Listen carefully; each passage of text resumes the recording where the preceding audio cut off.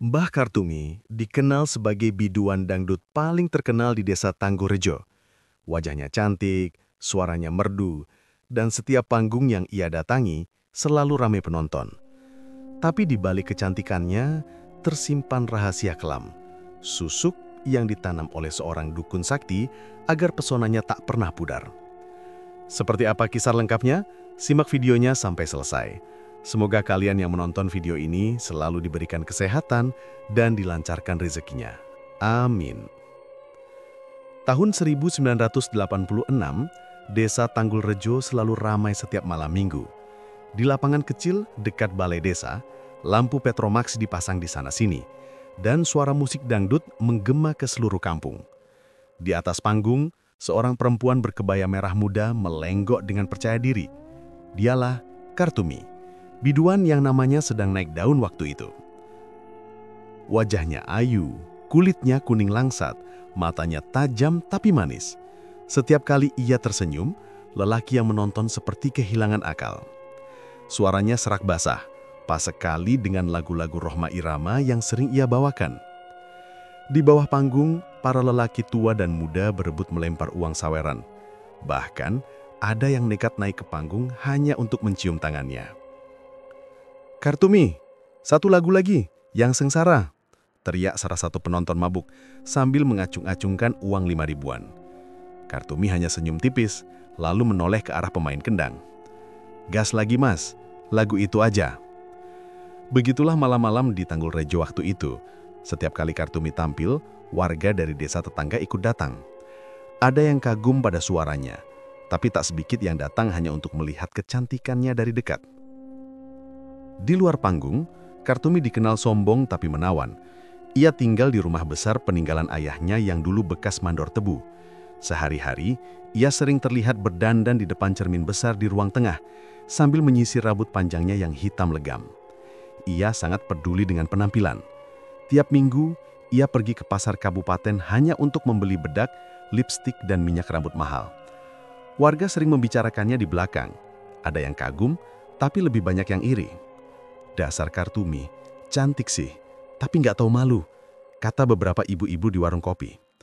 "Udah umur segitu, masih aja dandan kayak anak muda." Kartumi tak peduli. Ia merasa dirinya berhak menikmati hidup. Baginya, tampil cantik dan jadi pusat perhatian adalah segalanya.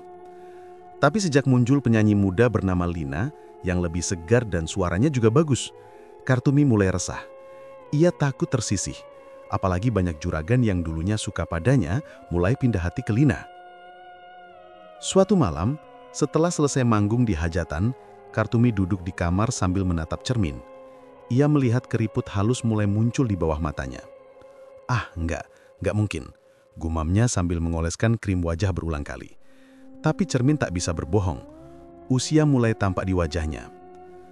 Keesokan harinya, ia mendengar kabar dari salah satu teman sesama penyanyi bahwa ada dukun sakti di desa Karangjati bernama Nyi Ranti yang bisa membuat orang awet muda dan bersinar di atas panggung. Awalnya Kartumi tak percaya, tapi rasa takut kalah dari penyanyi baru membuatnya nekat. Sore itu juga, ia berangkat diam-diam naik ojek menuju rumah Nyi Ranti. Perjalanannya cukup jauh, melewati jalan tanah dan kebun bambu. Rumah dukun itu berdiri di ujung hutan kecil, dikelilingi pohon pisang dan bunga kenanga. Begitu tiba, suasananya langsung membuat bulu kuduk Kartumi berdiri. Di teras rumah, ada banyak botol kecil berisi cairan warna-warni. Di dinding, tergantung foto-foto perempuan dengan wajah berbeda. Semuanya terlihat cantik dan muda. Saat Kartumi melangkah masuk, Nyi Ranti sudah duduk di kursi kayu, menatapnya dengan mata yang tajam. "Sudah kudengar namamu Kartumi, si biduan dari Tanggulrejo. Kau datang ke sini pasti karena takut kalah ya?" Kartumi menelan ludah, agak gugup api mencoba tegar. "Aku cuma mau tetap cantik Nyai, biar orang-orang nggak bisa gantiin aku di panggung." Nyi Ranti tersenyum kecil, memperlihatkan gigi yang mulai menghitam. "Itu bisa, tapi ada harga yang harus dibayar. Kecantikan bukan cuma soal wajah, tapi soal ruh. Kalau kau mau, aku bisa bantu pasang susuk emas dan berlian. Kau akan bersinar, siapapun yang melihatmu takkan bisa berpaling." "Berapapun bayarnya aku sanggup. jawab Kartumi cepat tanpa pikir panjang. Ritual mulai malam itu juga. Nyi Ranti menutup semua jendela, menyalakan dupa, dan membaca mantra panjang dengan bahasa yang Kartumi tak mengerti. Lalu, Nyi Ranti menusukkan jarum kecil ke dagu, pipi dan dada Kartumi. Setiap tusukan terasa dingin dan menusuk sampai ke tulang. Kartumi menggigit bibir menahan sakit, tapi ia tak bersuara. Setelah selesai, Nyi Ranti mengusap wajah Kartumi dengan air kembang yang sudah dicampur darah ayam putih. Cermin di depannya tampak bergetar perlahan dan Kartumi merasa wajahnya bersinar aneh. Saat ia menatap bayangannya, kulitnya terlihat lebih halus, matanya lebih tajam, dan tubuhnya terasa ringan. Sekarang lihat Kartumi, dunia akan tunduk padamu, kata Nyi Ranti sambil tersenyum. Kartumi terpana, ia belum pernah merasa seindah itu. Tapi sebelum ia pergi, Nyi Ranti menatapnya dengan serius. Ingat anakku, susu ini tak boleh dicabut oleh siapapun, kecuali aku. Kalau kau mati sebelum aku yang melepaskannya, tubuhmu tak akan diterima bumi. Kartumi hanya tertawa. Ah, Nyai, siapa yang mikir mati? Aku masih mau tampil lama, aku masih muda. Nyi Ranti tidak membalas, hanya menatap dengan pandangan kosong seolah tahu sesuatu yang buruk akan terjadi. Setelah malam itu, hidup Kartumi berubah drastis. Wajahnya makin mempesona, kulitnya halus seperti porselin, dan suaranya semakin merdu. Di setiap panggung, semua mata tertuju padanya. Orang-orang bilang aura Kartumi seperti bercahaya, terutama saat lampu menyorot wajahnya. Bahkan kepala desa, Pak Dargo, yang dulu cuek, mulai sering datang hanya untuk menonton. Lihat, Kartumi makin cantik aja, nggak tua-tua, gumam para penonton di warung kopi. Kayak nggak manusia, timbal yang lain sambil menyalakan rokok. Kartumi merasa puas. Ia menikmati setiap pujian yang datang, setiap uang saweran yang menumpuk di tangannya. Ia merasa tak terkalahkan. Ia bahkan mulai memperlakukan orang dengan angkuh, terutama penyanyi-penyanyi baru. Suatu malam, setelah pertunjukan, Lina, penyanyi muda yang dulu sering jadi pembukanya, menghampiri dengan sopan. Mbak, boleh aku belajar nyanyi sama Mbak Kartumi? Tanyanya polos. Ia cuma tersenyum sinis. Belajar aja sendiri, Dik. Suara itu karunia, bukan hasil niru-niru. Sejak itu banyak yang tak suka padanya. Tapi Kartumi tak peduli. Ia terlalu sibuk menikmati masa jayanya. Tak ada yang tahu. Tiap malam sepulang manggung, ia selalu berdiri di depan cermin besar di rumahnya. Ia menatap wajahnya lama-lama, sambil berbisik. Aku harus selalu cantik, gak boleh berubah. Dan entah kenapa, setiap kali ia ucapkan kalimat itu, pantulan di cermin seolah ikut mengangguk pelan, menatap balik dengan senyum aneh yang bukan miliknya. Kartumi tidak menyadari, malam itu adalah awal dari sesuatu yang akan mengubah hidupnya selamanya. Dan di luar rumah, di bawah sinar bulan yang redup, angin membawa aroma kemenyan samar, seolah Nyi Ranti sedang tertawa dari jauhan. Sejak Kartumi pulang dari rumah Nyi Ranti, hidupnya berubah total. Ia tak lagi sekadar biduan kampung. Namanya mulai dikenal sampai ke desa-desa seberang. Banyak orang berebut memanggilnya untuk tampil di acara hajatan, pasar malam, bahkan pesta panen. Setiap kali Kartumi tampil, suasana seperti meledak. Penonton berdesakan hanya untuk melihatnya dari dekat. Tapi seiring makin tenarnya, sifat Kartumi juga makin angkuh. Ia mulai memperlakukan orang seenaknya. Pemain musik disuruh tunduk padanya, pemilik acara harus bayar lebih kalau mau ia tampil. Kalau mau Kartumi nyanyi ya harus bayar mahal. Cantik dan suara kayak aku ini gak ada duanya. Begitu katanya sambil merokok di belakang panggung. Lelaki-lelaki berduit banyak yang tergila-gila padanya. Ada juragan beras, ada mandor pabrik gula, bahkan kepala desa sendiri pernah ketahuan sering mampir ke rumahnya malam-malam. Mereka semua diberi harapan, tapi tak satu pun yang benar-benar dipilih. Kartumi pandai memainkan perasaan orang. Ia tahu bagaimana caranya membuat laki-laki tunduk dan mengemis cintanya. Tak sedikit rumah tangga yang rusak gara-gara dia. Beberapa istri datang langsung ke rumah Kartumi untuk memohon agar suaminya ditinggalkan. Tapi bukannya kasihan, Kartumi malah menyertawakan mereka. Aduh, kalau suamimu masih tergoda, berarti aku lebih menarik dari kamu, Bu. Salah sendiri nggak bisa rawat suami, katanya dengan senyum mengejek. Ucapan itu menyakitkan, tapi ia menganggapnya biasa. Buat Kartumi, dunia hanya milik orang cantik dan kuat. Ia merasa dirinya di atas semua orang. Namun kesombongan itu mulai membuat suasana di sekelilingnya berubah. Orang-orang yang dulu kagum kini mulai menjauh. Ibu-ibu di warung tak lagi memuji, malah sering menunduk kalau Kartumi lewat. Di belakangnya terdengar bisikan-bisikan. Itu orang pakai pesugihan kecantikan loh. Iya, katanya disusuki dukun, makanya nggak tua-tua. Tapi lihat aja nanti, pasti ada balasannya. Kartumi mendengar semua omongan itu, tapi ia tak peduli. Mulut orang nggak bisa ditutup, katanya pada dirinya sendiri. Yang penting aku tetap cantik dan disukai banyak orang. Suatu malam, Kartumi tampil di hajatan besar milik juragan kaya dari desa sebelah. Saat ia menyanyi lagu kedua, dari kerumunan penonton muncul seorang perempuan membawa baskom kecil. Perempuan itu wajahnya merah, matanya marah. Sebelum ada yang sempat menahan, ia menyiram tubuh Kartumi dengan air kembang 7 rupa sambil berteriak, "Biar tahu rasa kamu, perusak rumah tangga orang."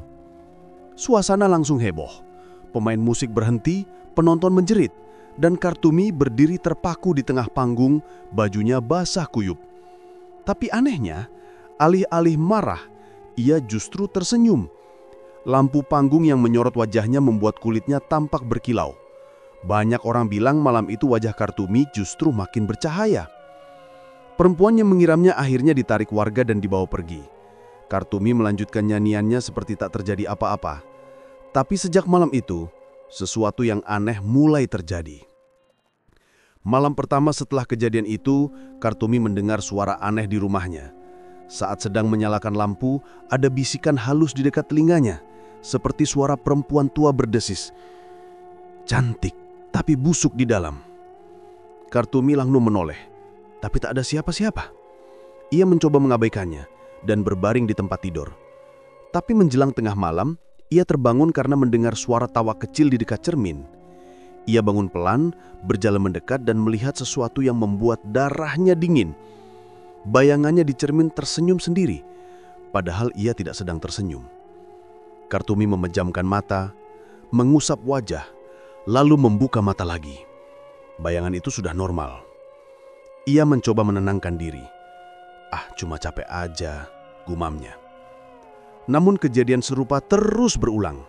Kadang saat ia sedang menyisir rambut, pantulan di cermin tiba-tiba berhenti bergerak dan menatapnya tajam. Kadang terdengar suara lirih seperti nyanyian dari dapur padahal tak ada siapa-siapa di rumah. Beberapa kali ia terbangun tengah malam dan melihat bayangan hitam berdiri di ujung ranjangnya. Tapi begitu ia menatap lebih jelas, bayangan itu hilang. Ia mulai takut, tapi gengsinya terlalu tinggi untuk mengakuinya. Gangguan tak berhenti di situ. Suatu pagi, cermin besar di ruang tamunya retak tanpa sebab. Retakannya membentuk garis seperti wajah tersenyum. Kartumi jerit dan hampir menjatuhkan sisir dari tangannya. Ia tahu ada yang tak beres, tapi ia mencoba berpura-pura semuanya baik-baik saja. Beberapa teman lamanya datang berkunjung, tapi mereka bilang aura rumah Kartumi terasa berat. Salah satu temannya bahkan berkata, "Mih, kamu tuh kelihatan makin cantik, tapi kok matamu kayak kosong ya? Serem liatnya." Kartumi hanya tertawa datar. "Mungkin kamu iri." Hari demi hari perilakunya makin aneh. Ia sering berbicara sendiri, tertawa sendiri di depan cermin, bahkan menyimpan bunga kenanga di dalam kamar karena katanya wanginya menenangkan. Warga yang lewat depan rumahnya malam-malam sering melihat lampu tetap menyala sampai pagi, diiringi suara lagu dangdut dari kaset lama yang berulang-ulang. Sampai suatu sore, kabar mengejutkan datang dari desa Karangjati. Nyi Ranti, dukun yang memasang susuk Kartumi, ditemukan meninggal di rumahnya. Orang-orang bilang kematiannya aneh. Tubuhnya kaku dengan mata melotot, mulut terbuka lebar, dan di sekelilingnya ada banyak pecahan cermin kecil. Tidak ada yang tahu sebabnya, tapi warga yakin ia mati bukan wajar. Berita itu membuat Kartumi pucat. Ia merasa seperti kehilangan seseorang yang memegang rahasianya. Malam itu ia duduk di depan cermin besar, menatap wajahnya lama sekali. "Sekarang siapa yang bisa nyabut susuk ini?" gumamnya pelan. Tapi cermin seorang menjawab dengan suara samar, tak perlu dicabut. Kau akan cantik selamanya." Kartumi jerit dan memukul cermin itu sampai retak lagi. Tapi retakan itu justru membentuk garis seperti senyum di wajah pantulannya. Sejak kematian Nyi Ranti, gangguan di rumah Kartumi semakin menjadi-jadi. Suara langkah kaki di atap terdengar hampir setiap malam. Bau bunga kenanga makin kuat. Kadang pintu depan terbuka sendiri padahal sudah dikunci. Pernah sekali ia mendapati darah menetes di meja rias tanpa tahu dari mana asalnya. Kartumi mulai kehilangan akal sehat. Ia jarang manggung, lebih sering mengurung diri di rumah. Tapi walaupun terlihat stres, wajahnya tetap sama. Tak ada tanda penuaan sedikit pun. Ia masih terlihat seperti perempuan umur 30-an, padahal umurnya sudah lewat 40. Beberapa warga berani berbisik bahwa susu Kartumi telah jadi kutukan. Mereka bilang, kecantikan yang terlalu lama menempel di tubuh manusia pasti akan menuntut balas. Namun tak ada yang berani menegurnya langsung. Malam-malam di rumah Kartumi semakin mencekam. Kadang ia duduk di depan cermin, memandangi wajahnya berjam-jam sambil bertanya pelan, "Cantik kan? Aku masih cantik kan?" Dan entah dari mana, ada suara samar yang menjawab, "Cantik sekali, tapi sebentar lagi tidak." Sejak malam itu, setiap kali Kartumi menatap cermin, bayangan dirinya mulai tampak berbeda. Senyumannya terlalu lebar, matanya terlalu tajam, dan di lehernya tampak kilau kecil seperti emas yang bersinar di bawah kulit. Kartumi baru sadar, susuk yang dulu membuatnya menawan, kini mulai hidup sendiri di dalam tubuhnya. Namun semuanya sudah terlambat. Tak ada lagi Nyi Ranti dan tak ada siapapun yang tahu bagaimana cara mencabutnya. Dan di luar rumahnya yang sepi, angin malam desa Tanggul Rejo membawa bisikan-bisikan pelan. Suara warga yang berdoa agar perempuan itu cepat sadar sebelum kecantikannya benar-benar jadi kutukan. Tahun demi tahun berlalu, dan nama Kartumi yang dulu dieluk-elukan warga desa Tanggul Rejo perlahan tenggelam. Dunia hiburan di kampung itu sudah berubah. Sekarang banyak penyanyi muda dengan wajah segar dan gaya kekinian yang tampil di setiap hajatan. Kartumi yang dulu selalu jadi rebutan, kini tak lagi dipanggil manggung. Rumah tuanya yang dulu terlihat megah, sekarang tampak kusam. Catnya mengelupas, gentingnya bocor, dan halaman dipenuhi rumput liar. Di teras depan, kursi rotan peninggalan orang tuanya masih ada, tapi sudah reot dan berdebu. Kartumi tinggal sendirian di sana. Usianya sudah menginjak 50-an, tapi wajahnya tetap seperti perempuan berumur 30-an. Kulitnya halus, bibirnya merah alami, dan tubuhnya masih terlihat kencang. Namun, kalau diperhatikan baik-baik, matanya tampak kosong. Tatapan yang dulu menggoda kini seperti tak punya arah. Setiap hari, rutinitasnya hampir sama. Pagi-pagi ia bangun, menyapu halaman, lalu duduk di depan cermin besar di ruang tengah. Di situ ia menatap pantulan wajahnya lama sekali, kadang sambil tersenyum sendiri. Kadang juga bicara seperti sedang mengobrol dengan seseorang. "Masih cantik kan, Tum?" katanya pelan sambil menyentuh pipinya sendiri. Orang-orang itu cuma iri. Mereka pikir aku tua dan sepi, tapi mereka nggak tahu aku masih bisa punya semua kalau mau. Kadang ia tertawa kecil setelah bicara begitu, lalu melanjutkan berdandan. Lipstik merah tua, bedak tebal, dan rambut yang disasak tinggi, gaya lamanya yang tak pernah berubah sejak dulu. Di ruang tamu, tumpukan kaset dangdut lamanya masih tersimpan rapi. Ada kaset rekamannya sendiri waktu ia manggung di acara besar desa 20 tahun lalu. Setiap sore, ia memutar salah satu kaset itu di tep tua yang suaranya serak. Lagu yang terdengar selalu sama, Gula-Gula Cinta. Sambil mendengar suaranya sendiri dari kaset, Kartumi kadang menari pelan di depan cermin. Tangannya melambai-lambai, pinggulnya bergoyang lembut. Tapi di tengah lagu, ia sering berhenti tiba-tiba. Wajahnya berubah tegang, lalu menatap bayangan di cermin dengan raut takut. Suatu sore, suara musik itu terdengar sampai luar rumah. Anak-anak yang lewat di depan rumahnya berhenti, saling pandang, lalu berbisik. Tanya salah satu bocah, "Itu suara siapa?" "Itu suara Bu Kartumi. Katanya dia suka nyanyi sendirian tengah malam. Katanya juga kadang dia nyanyi tapi gak ada orangnya di dalam rumah." Anak-anak itu lari ketakutan setelah mendengar sesuatu seperti suara ketawa perempuan dari arah jendela. Padahal kalau dilihat dari luar, rumah itu gelap, tak ada tanda-tanda kehidupan. Sejak kejadian itu, warga mulai memanggil tempat itu rumah biduan setan. Orang-orang enggan lewat depan rumah Kartumi kalau malam. Mereka sering mendengar suara dangdut samar, diselingi tawa kecil dan suara langkah kaki di lantai kayu. Kartumi sendiri seperti tak peduli dengan sebutan itu. Ia justru menikmati kesendiriannya. Tapi makin lama, perilakunya makin aneh. Ia sering berbicara sendiri dengan cermin, seolah di sana ada orang lain yang bisa mendengarkan.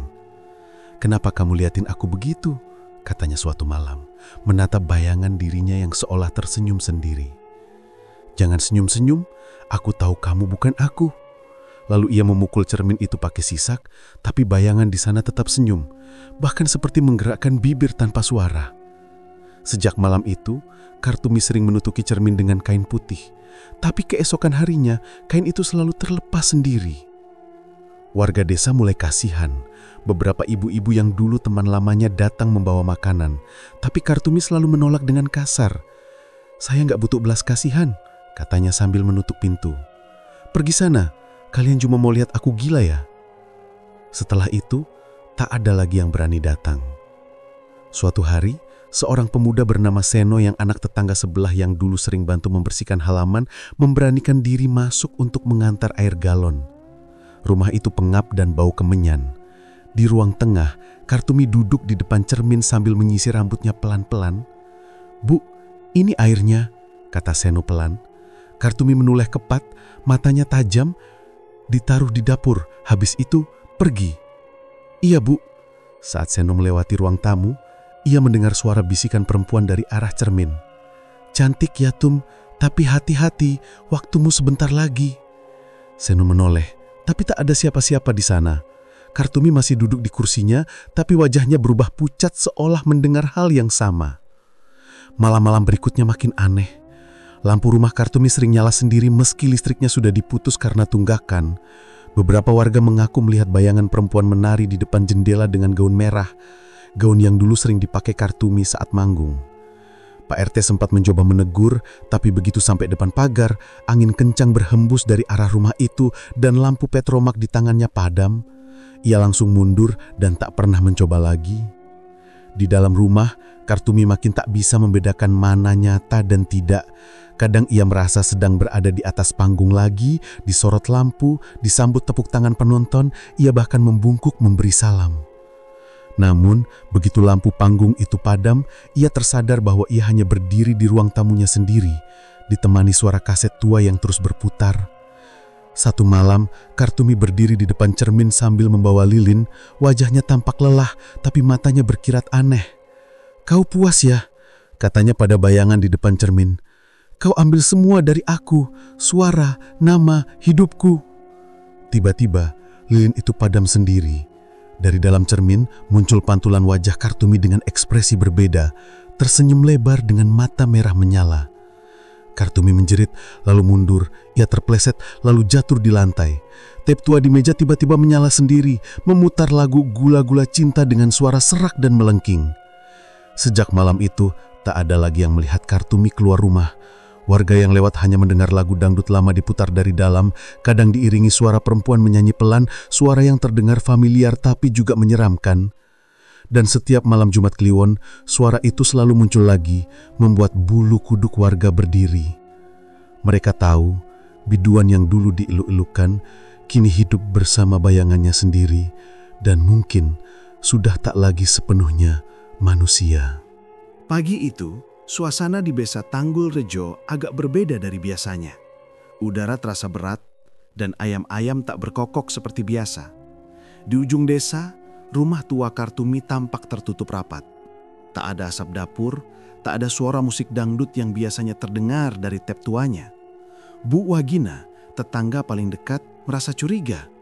Biasanya Kartumi sudah terdengar menyapu halaman sejak subuh, meskipun hanya untuk sekedar menjaga rutinitas.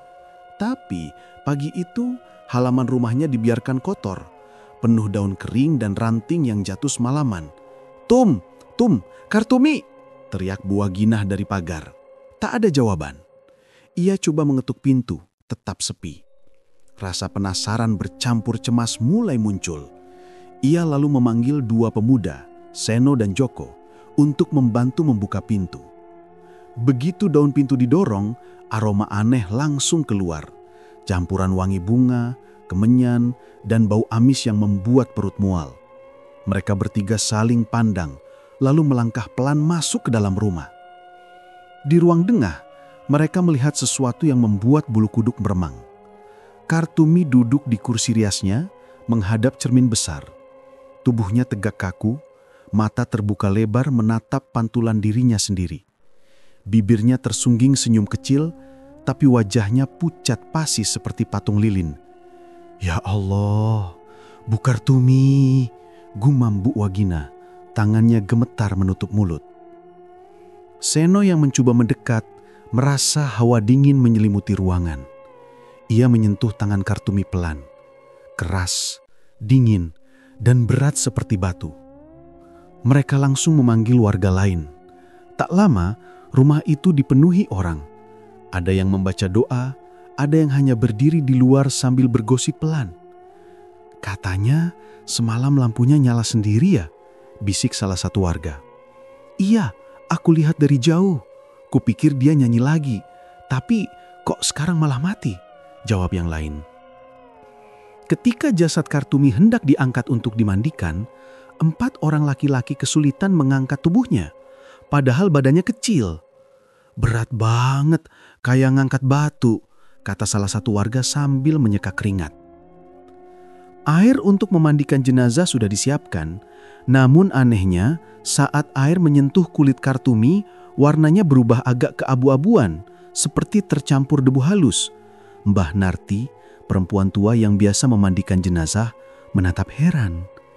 Biasanya jenazah kaku, tapi ini rasanya aneh. Kulitnya masih halus, licin, gak seperti orang mati, gumamnya. Ketika wajar Kartumi dibersihkan, semua orang yang hadir ikut memandangi dengan ngeri. Kulitnya masih segar, bibirnya tetap merah, bahkan matanya seperti masih hidup. Bu Wagina sampai mundur dan berbisik lirih. "Dia masih cantik, kayak gak mati." Setelah proses dimandikan selesai, jenazah Kartumi dibungkus kain kafan putih.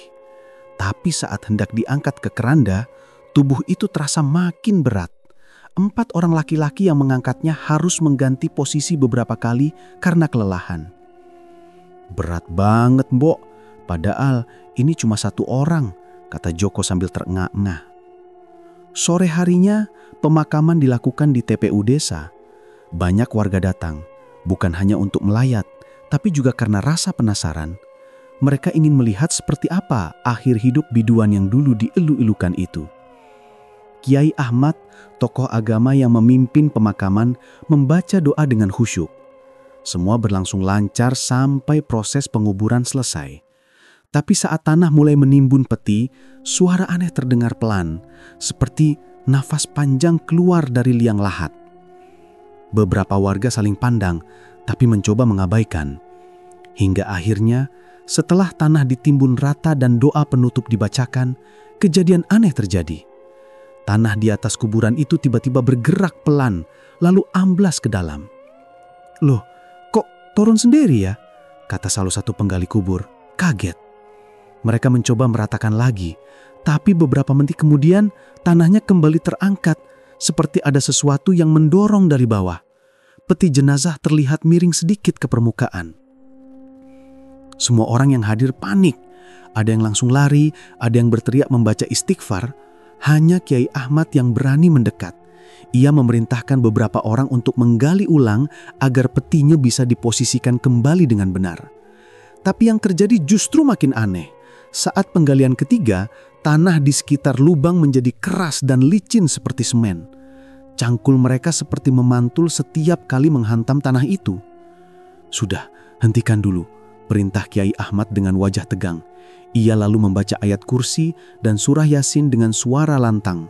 Angin sore tiba-tiba bertiup kencang dan dedaunan di sekitar kuburan bergetar hebat. Setelah doa panjang selesai, tanah itu berhenti bergerak. Semua orang mengira sudah selesai. Tapi malamnya kejadian yang lebih aneh terjadi. Kiai Ahmad yang malam itu tidur di serambi musola bermimpi didatangi seseorang. Dalam mimpinya, Kartumi berdiri di tengah kabut mengenakan gaun merah yang robek-robek. Wajahnya cantik tapi pucat, matanya kosong. Dengan suara lirih, ia berkata, "Kiai, aku belum bisa pergi, susuku belum dicabut." Kiai Ahmad langsung terbangun dengan nafas tersengal-sengal. Keringat membasahi seluruh tubuhnya. Ia memutuskan untuk segera berwudu dan sholat tahajud. Namun, saat membaca doa, dari luar musola terdengar suara perempuan menyanyi pelang lagu Gula-Gula Cinta. Suara itu datang dari arah pemakaman. Keesokan paginya, Kiai Ahmad bersama beberapa warga pergi ke kuburan Kartumi. Mereka menemukan tanahnya sudah retak dan terangkat lagi, seperti bekas dorongan dari bawah. Di bagian atas gundukan, terlihat bunga tabur yang tercampur tanah hitam pekat seperti arang. "Ini bukan tanah biasa," gumam Kiai Ahmad sambil mengambil segenggam tanah. "Tanah ini menolak jasadnya." Sejak hari itu, kuburan Kartumi menjadi pembicaraan seluruh desa. Setiap malam Jumat, ada saja yang mengaku melihat bayangan perempuan duduk di atas nisan sambil menyisir rambut. Kadang terdengar nyanyian lirih, kadang tawa kecil yang membuat bulu kuduk berdiri. Warga sepakat menutup jalan ke arah kuburan itu kalau malam. Tapi tetap saja, beberapa anak muda iseng nekat datang. 2 di antaranya mengaku melihat sesuatu yang tidak bisa mereka jelaskan. Wajah cantik yang tiba-tiba muncul di cermin saku salah satunya dengan senyum menakutkan. Desa Tanggul Rejo berubah jadi sunyi setiap malam. Orang-orang tak lagi berani memutar musik dangdut, apalagi lagu Kartumi. Mereka percaya arwah biduan itu belum tenang. Dan seperti kata Kiai Ahmad, selama susuk di tubuhnya belum dicabut, jasad Kartumi akan terus ditolak bumi. Antara hidup dan mati, antara dunia dan bayangannya sendiri. Sejak peristiwa aneh di pemakaman Kartumi, Desa Tanggul Rejo berubah menjadi desa yang penuh ketakutan. Warga jarang keluar malam, terutama kalau sudah lewat jam 9. Orang-orang bilang, suara perempuan bernyanyi dari arah kuburan sering terdengar setiap malam Jumat Kliwon. Awalnya hanya bisikan samar, tapi lama-lama semakin jelas. Suara itu menyanyikan lagu-lagu lama yang dulu sering dibawakan Kartumi waktu masih jadi biduan. Beberapa orang yang lewat malam-malam mengaku mendengar liriknya berbeda. Lagu cinta itu berubah jadi seperti ratapan. Kiai Ahmad yang sejak awal ikut memakamkan Kartumi merasa ada sesuatu yang belum selesai. Suatu pagi, ia mendatangi Pak Lurah dan beberapa warga tua desa untuk membicarakan hal itu di balai desa. "Kita nggak bisa biarkan begini terus," kata Kiai Ahmad dengan nada serius. "Setiap malam suara itu muncul, tanah kuburannya masih suka retak. Ini bukan hal biasa." Pak Lurah mengangguk. "Tapi kita mau apa, Kiai? Orang-orang udah takut. Bahkan penggali kubur aja nggak mau lewat situ lagi." Kiai Ahmad lalu mengusulkan agar mereka menelusuri masa lalu Kartumi. Menurutnya, penyebab semua ini pasti ada hubungannya dengan susuk yang pernah dipakainya dulu. Malam harinya, Kiai Ahmad ditemani 2 warga tua, Pak Kasan dan Pak Darto, berangkat ke desa seberang tempat dulu Nyiranti tinggal. Rumah Nyiranti sudah lama kosong, bangunannya reot, penuh debu, dan ditumbuhi lumut di bagian dinding. Pintu rumah masih terkunci tapi gemboknya sudah berkarat. Dengan hati-hati mereka dobrak dan masuk ke dalam. Bau kemenyan dan kayu lapuk langsung menyeruak. Di pojok ruangan ada lemari kayu tua. Setelah dibuka, mereka menemukan beberapa kitab tua, botol kaca kecil berisi serpihan logam, dan 1 buku catatan berisi tulisan tangan Nyiranti. Kiai Ahmad membacanya dengan senter kecil. Tulisan di dalamnya berantakan, tapi 1 halaman membuat mereka terdiam lama. Di situ tertulis, "Aku telah memasang susuk abadi pada 5 orang. Susuk emas dan berlian yang ditanam di bawah kulit wajah, leher, dan dada. Jika pemakainya meninggal tanpa ritual pelepasan, tubuhnya akan ditolak bumi. Rohnya tidak akan diterima surga maupun neraka. Dia akan terperangkap di antara dua alam, abadi dalam rupa yang dicintainya. Di bawah tulisan itu tercatat beberapa nama, tapi sebagian sudah pudar. Satu nama yang masih terbaca jelas, Kartumi. Pak Darto menelan ludah. Berarti benar, Kiai. Susuk itu yang bikin jasadnya ditolak bumi. Kiai Ahmad mengangguk pelan. Dan sekarang kita harus cari cara buat melepaskannya. Beberapa hari kemudian, mereka memanggil seorang dukun muda dari luar desa bernama Ki Sambudi. Katanya ia punya ilmu warisan dari leluhurnya yang bisa memutus susuk. Awalnya warga menolak karena takut, tapi akhirnya setuju setelah Kiai Ahmad yang menjamin. Ritual dilakukan malam hari di area makam Kartumi. Udara saat itu terasa sangat dingin dan lembab. Di sekeliling makam, Ki Sambudi menancapkan 4 batang dupa besar. Warga yang ikut hanya berdiri agak jauh. Ki Sambudi duduk bersila di depan nisan membaca mantra dengan suara rendah. Ia menyalakan dupa dan meneteskan minyak melati ke tanah di atas makam. Tak lama, dari arah kuburan terdengar suara gesekan halus seperti tanah bergeser. Warga yang menonton mulai berbisik cemas. Ki Sambudi terus melantunkan mantra. Tangannya menggambar simbol di udara. Namun saat ia mulai membaca bagian terakhir, tiba-tiba angin berhembus kencang. Api dari dupa langsung padam dan suara perempuan terdengar dari dalam tanah. "Aku tak mau jelek." Suaranya pelan, tapi jelas, seperti seseorang bicara dari balik pintu. Semua orang yang mendengar langsung mundur beberapa langkah. Ki Sambudi terdiam, lalu tubuhnya mendadak bergetar hebat. Matanya terbuka lebar tapi sorotnya kosong. Ia berteriak dengan suara yang bukan miliknya sendiri. Suara itu suara Kartumi. "Aku tak mau jelek, aku mau tetap cantik, jangan ganggu aku." Suara teriakan itu menggema di seluruh pemakaman. Warga yang menyaksikan langsung kalang kabut. Ada yang jerit ketakutan, ada yang langsung lari keluar pagar kuburan. Kiai Ahmad mencoba mendekat dan membaca ayat-ayat suci. Ki Sambudi meronta semakin keras, lalu ambruk ke tanah. Napasnya terengah-engah dan dari mulutnya keluar seperti serpihan kaca kecil yang memantulkan cahaya kekuningan. Setelah itu ia pingsan. Warga buru-buru menggotongnya keluar dari area pemakaman. Ritual malam itu dihentikan. Kiai Ahmad memutuskan untuk menutup makam Kartumi sementara waktu. Ia memerintahkan warga membuat pagar bambu di sekelilingnya agar tidak ada yang masuk tanpa izin. Besok paginya, Ki Sambudi siuman. Wajahnya pucat dan matanya sembab. Ia memanggil Kiai Ahmad dan berkata pelan, "Saya sudah lihat, Kiai. Susuknya terlalu kuat. Emas dan berlian itu sudah menyatu dengan raganya. Kalau dipaksa dilepas, bisa bikin gangguan lebih besar." "Gangguan bagaimana maksudmu?" tanya Kiai Ahmad. "Rohnya akan marah, karena bagi dia, kecantikan itu harga mati. Dia nggak mau kehilangan wajahnya, meskipun sudah mati." Kiai Ahmad hanya bisa menghela napas panjang. Ia tahu Kartumi dulu memang terobsesi dengan kecantikan dan pujian. Kini, obsesi itu membuat arwahnya terperangkap. Beberapa minggu kemudian, suasana desa makin aneh. Setiap malam Jumat Kliwon, warga mendengar musik dangdut pelan dari arah makam. Bukan dari tape atau speaker, tapi benar-benar seperti ada yang bernyanyi langsung di sana. Liriknya kadang berubah menjadi jeritan atau bisikan. Kadang terdengar tawa perempuan disusul suara benda beradu seperti gelang emas. Beberapa orang nekat mendekat karena penasaran. Salah satunya pemuda bernama Rino mengaku melihat sesuatu di dalam makam.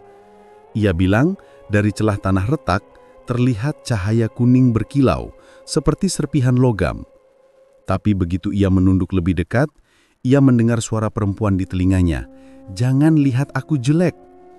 Rino langsung pingsan di tempat. Sejak itu, tak ada lagi yang berani mendekat malam-malam. Desa Tanggul Rejo akhirnya benar-benar menutup akses ke makam itu. Jalan setapak menuju area pemakaman bahkan diberi papan bertuliskan dilarang masuk setelah maghrib. Namun larangan itu tak menghentikan kejadian aneh. Kadang warga masih mendengar suara langkah kaki di sekitar kuburan, disusul suara perempuan menyanyi pelan dari dalam tanah. Kiai Ahmad menyadari satu hal. Roh Kartumi mungkin tak akan pernah pergi sebelum susuknya dilepaskan. Tapi siapa yang berani mencoba lagi setelah tahu apa yang terjadi pada Kisambudi? Semenjak itu, makam Kartumi dibiarkan begitu saja. Tidak ada doa, tidak ada tabur bunga, hanya aroma melati yang kadang muncul tiba-tiba lewat angin malam, seolah mengingatkan warga bahwa biduan itu masih ada, cantik, tapi terjebak selamanya. Setelah kejadian di makam Kartumi yang membuat satu dukun muda kerasukan dan menjerit dengan suara menyeramkan, suasana desa Tanggul Ejo berubah total. Tidak ada lagi warga yang berani lewat dekat makam, bahkan di siang bolong. Anak-anak dilarang bermain di sekitar jalan menuju pemakaman dan para orang tua selalu menutup pintu rapat-rapat saat malam tiba. Beberapa hari pertama setelah peristiwa itu, warga mulai mengalami kejadian aneh. Satu persatu orang yang dulu sering menjelek-jelekan Kartumi semasa hidupnya mulai diganggu. Bu Waginah yang pertama kali menemukan jenazah Kartumi mengaku melihat sosok wanita berdiri di depan rumahnya saat tengah malam. Wanita itu memakai daster bunga-bunga seperti yang sering dipakai Kartumi. Rambutnya panjang acak-acakan dan matanya putih semua. Waginah sampai jatuh pingsan di depan pintu. Keesokan paginya, warga menemukan Bu Waginah gemetar di teras rumah. Ia tak bisa bicara jelas, hanya berulang kali bilang, "Dia datang, senyum, matanya putih semua."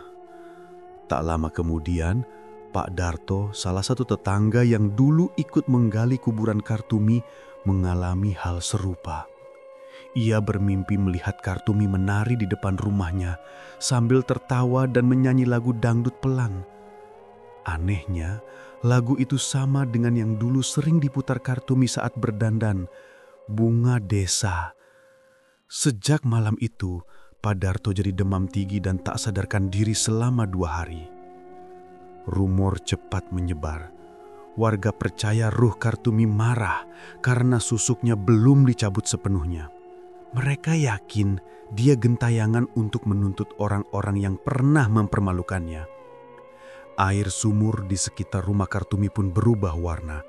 Biasanya jernih, kini tampak keruh kehijauan dan mengeluarkan bau bunga kenanga menyengat. Beberapa warga bahkan mengeluh pusing setelah mencuci atau memasak menggunakan air itu. Sejak saat itu, banyak yang memilih menimba air dari sumur di ujung desa meski jaraknya jauh. Kiai Hasan, tokoh agama yang sebelumnya memimpin doa saat pemakaman, merasa bertanggung jawab. Ia akhirnya mengumpulkan para warga di musola dan mengadakan musyawarah. Ini bukan hal biasa. Ruh almarhumah masih terikat oleh susuk yang ditanam. Kalau tidak diputus, gangguannya bisa semakin parah. Warga mendengarkan dengan tegang, beberapa ibu-ibu menunduk, sebagian laki-laki menatap lantai, tak ada yang berani menyela. "Jadi, apa yang harus kita lakukan, Yai?" tanya Pak RT pelan. "Kita harus adakan ritual besar, tapi kali ini bukan untuk mencabut susuknya, melainkan untuk memutuskan ikatannya dengan dunia ini." Persiapan ritual dilakukan selama 2 hari. Warga membawa air dari 7 sumur, bunga 7 rupa, dan kain kafan baru. Malam Jumat Kliwon dipilih sebagai waktu pelaksanaannya. Menjelang tengah malam, suasana desa sangat sunyi. Angin berhembus pelan, tapi udara terasa berat dan lembab. Di sekitar makam Kartumi, Kiai Hasan dan beberapa lelaki desa menyiapkan dupa dan kendi air doa. Warga lainnya menonton dari jauh, tak berani mendekat. Begitu doa mulai dibacakan, suara angin mendadak berubah seperti gemuruh. Dedaunan bergetar dan nyala lilin di sekitar makam padam satu persatu. Kiai Hasan tetap membaca ayat-ayat dengan suara lantang, meski keringatnya bercucuran. Tiba-tiba, terdengar suara perempuan tertawa lirih dari arah belakang makam. Semua orang terdiam. Tawa itu pelan di awal, lalu makin lama makin keras, seperti seseorang yang sedang mengejek. Kiai Hasan menatap ke arah suara itu dan berteriak, "Wahai ruh yang terikat, kembalilah ke tempatmu, lepaskan segala ikatan duniawi, jangan ganggu lagi manusia yang hidup." Namun belum sempat ia berbicara, angin bertiup sangat kencang. Dupa beterbangan, kendi air doa pecah, dan tanah di atas makam Kartumi bergoncang pelan. Dari dalam tanah terdengar suara jeritan panjang, suara perempuan, jelas sekali. Warga yang melihat langsung berlari ketakutan. Kiai Hasan tetap berdiri, memejamkan mata dan terus berdoa sampai suara jeritan itu menghilang. Setelah itu, angin tiba-tiba berhenti, hening. Tak ada suara apapun kecuali nafas orang-orang yang tersisa di sana. Beberapa menit kemudian, mereka melihat tanah di atas makam yang tadi bergoncang mulai tenang kembali. Tidak ada lagi gundukan yang amblas, tidak ada suara, tidak ada bayangan. "Sudah," ujar Kiai Hasan pelan. "Dia sudah tenang." Semua orang menunduk. Beberapa meneteskan air mata, bukan karena takut, tapi karena lega sekaligus sedih. Keesokan paginya, warga datang bersama-sama menutup makam Kartumi dengan semen. Mereka ingin memastikan tak ada lagi yang membuka atau menggali. Di atasnya dipasang batu nisan kecil tanpa nama, hanya tertulis almarhumah. Namun keanehan belum sepenuhnya hilang. Saat mereka sedang menutup makam, beberapa orang mencium aroma wangi bunga kenanga yang sangat kuat, padahal tak ada bunga di sekitar situ. Wangi itu muncul begitu saja, lalu hilang perlahan tertiup angin. Malamnya, suasana desa terasa lebih tenang. Tak ada lagi suara tawa atau nyanyian dangdut dari arah makam. Tapi beberapa warga yang lewat dekat sana masih mengaku mencium aroma harum yang sama. Beberapa minggu kemudian, kehidupan di Tanggul Rejo perlahan kembali normal. Orang-orang mulai berani melewati jalan dekat makam meski dengan langkah cepat dan tanpa menoleh. Rumah bekas Kartumi dibiarkan kosong, tapi tak ada yang berani menempatinya. Suatu sore, anak-anak yang bermain di dekat sana melihat sesuatu di jendela rumah itu, seperti bayangan perempuan sedang bersolek. Tapi ketika mereka memanggil orang dewasa untuk memastikan bayangan itu sudah menghilang, warga akhirnya menutup jendela rumah itu dengan papan. Mereka tak ingin kejadian lama terulang. Sejak saat itu, tak ada lagi gangguan besar di desa. Tapi satu hal yang selalu diingat semua orang. Setiap malam Jumat Kliwon, bau bunga kenanga masih tercium samar dari arah makam Kartumi. Beberapa percaya ruh Kartumi belum sepenuhnya pergi, hanya diam, menunggu susuknya benar-benar lenyap dari dunia. Namun sebagian lain yakin ia sudah tenang, hanya meninggalkan wangi yang menjadi tanda bahwa kecantikan yang diperoleh dengan jalan gaib tak pernah benar-benar hilang begitu saja. Beberapa bulan setelah ritual besar itu, suasana desa Tanggul Rejo memang terlihat tenang di permukaan. Tapi semua orang tahu, ketenangan itu seperti genangan air yang menutupi lumpur. Diam, tapi menyimpan sesuatu di bawahnya. Kuburan Mbah Kartume kini tertutup rapat oleh semen tebal. Di atasnya cuma ada batu nisan kecil tanpa nama. Rumput liar mulai tumbuh di sekitarnya, tapi tak satupun warga berani memangkasnya.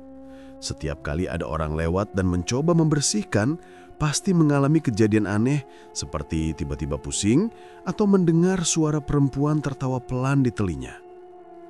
Anak-anak yang biasanya berlarian ke arah pemakaman sore-sore sekarang memilih main di lapangan dekat musola. Mereka sudah sering dengar cerita dari orang tua masing-masing. Kalau lewat dekat kuburan Kartumi menjelang maghrib, bisa mendengar suara nyanyian dari dalam tanah. Cinta takkan mati, meski raga terpendang bumi. Begitu kira-kira penggalan lagu yang terdengar samar. Suaranya pelan, seolah datang dari kejauhan, tapi jelas perempuan. Nada dan iramanya persis seperti lagu dangdut yang dulu sering diputar Kartumi saat ia masih hidup. Suatu malam, dua pemuda desa, Joko dan Anto, nekat lewat dekat makam itu karena jalan lain sedang becek. Awalnya mereka berani saja, sambil menyalakan senter ponsel dan tertawa kecil. Tapi begitu sampai di dekat kuburan yang tertutup semen itu, mereka mendengar suara lirih. "Sayang, lihat aku." Joko langsung berhenti melangkah. Anto menatapnya bingung. "Kau dengar juga?" Belum sempat mereka jawab, tiba-tiba terdengar lagi nyanyian pelan. Lagu lama, dangdut tahun 80-an, tapi kali ini lebih jelas.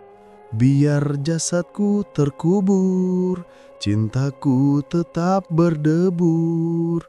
Suaranya seperti dari dalam tanah. Joko dan Anto langsung lari beribit-ribit tanpa menoleh ke belakang. Sejak malam itu, mereka berdua tak pernah berani lewat sana lagi. Bahkan siang hari sekalipun. Kabar itu cepat menyebar. Warga yang tadinya mulai berani melewati area pemakaman kembali takut. Jalan kecil yang melewati dekat makam Kartumi akhirnya ditutup dengan pagar bambu oleh Pak RT. Tapi meski pagar dipasang, gangguan tetap muncul.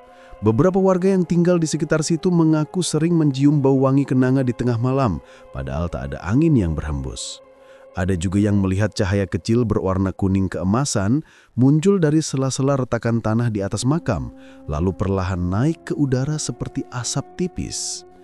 Cahaya itu muncul tidak setiap malam, tapi hampir selalu pada malam Jumat Kliwon. Saat orang-orang sudah tidur dan hanya suara jangkrik yang terdengar, tiba-tiba dari arang makam muncul cahaya kuning keemasan, berdenyut lembut seperti napas, lalu terdengar lagi suara perempuan bersenandung pelan. Bukan nyanyian penuh, tapi seperti gumaman yang hanya mengulang 1-2 bait. "Cinta takkan mati." Beberapa warga tua percaya cahaya itu adalah kilau susuk yang masih tertanam dalam tubuh Kartumi. Menurut kepercayaan lama, susuk yang tak dicabut tidak akan hancur bersama jasad. Ia tetap memantulkan cahaya menjadi tanda bahwa tubuh pemakainya belum diterima sepenuhnya oleh bumi. Kiai Hasan yang dulu memimpin ritual pengusiran dipanggil lagi oleh warga. Mereka meminta doa agar tak ada lagi gangguan, tapi sang kiai hanya menggeleng pelan. "Aku sudah lakukan yang bisa kulakukan," ujarnya lirih. Susuk itu bukan benda biasa. Selama masih ada bagian dari tubuhnya yang menyatu dengan susuk itu, roh almarhumah akan tetap terikat di dunia. Sejak saat itu, warga memilih menerima kenyataan. Mereka tidak lagi mencoba mengusik makam atau mengadakan ritual tambahan. Setiap kali malam Jumat Kliwon tiba, orang-orang hanya menyalakan lampu di serambi rumah dan berdoa pelan agar tak diganggu. Di antara warga yang masih sering melewati jalan dekat makam itu, ada seorang kakek tua bernama Warto, bekas teman lama Kartumi. Suatu malam ia berhenti sejenak di depan pagar bambu itu, menatap ke arah kuburan yang samar diterangi sinar bulan. Ia mendengar suara nyanyian itu lagi, sangat pelan tapi jelas. "Cinta takkan mati." Kakek Warto menarik napas panjang. "Kau masih juga belum tenang, Tum," katanya lirih. "Kau dulu cuma ingin disayang, tapi malah tersesat." Ia menunduk sebentar, lalu melangkah pergi perlahan. Di belakangnya, suara nyanyian itu terdengar makin lemah, seolah menjauh bersama angin. Malam itu, cahaya keemasan muncul lagi dari makam Kartumi. Kali ini lebih terang dari biasanya, memancar beberapa detik sebelum benar-benar lenyap ke langit. Warga yang melihat dari jauh hanya bisa berbisik-bisik dan menutup pintu rapat-rapat. Tak ada yang tahu pasti apakah roh Kartumi akhirnya diterima bumi atau tidak. Tapi, sejak malam itu, suara nyanyiannya tak terdengar lagi selama berbulan-bulan. Sebagian orang percaya, susuk itu akhirnya habis kekuatannya dan melepaskan roh yang terikat. Tapi ada juga yang bilang, roh Kartumi hanya tertidur, menunggu saatnya untuk kembali muncul ketika ada orang lain yang tergoda mengikuti jalan yang sama. Dan di tengah kesunyian desa Tanggul Rejo, makam itu tetap berdiri, sunyi dan dingin. Batu nisan kecil tanpa nama di atas semen masih utuh, tapi jika seseorang berdiri terlalu dekat, kadang-kadang tercium wangi bunga kenanga, samar Disusul bisikan halus seperti suara perempuan bernyanyi pelan, "Cinta takkan mati."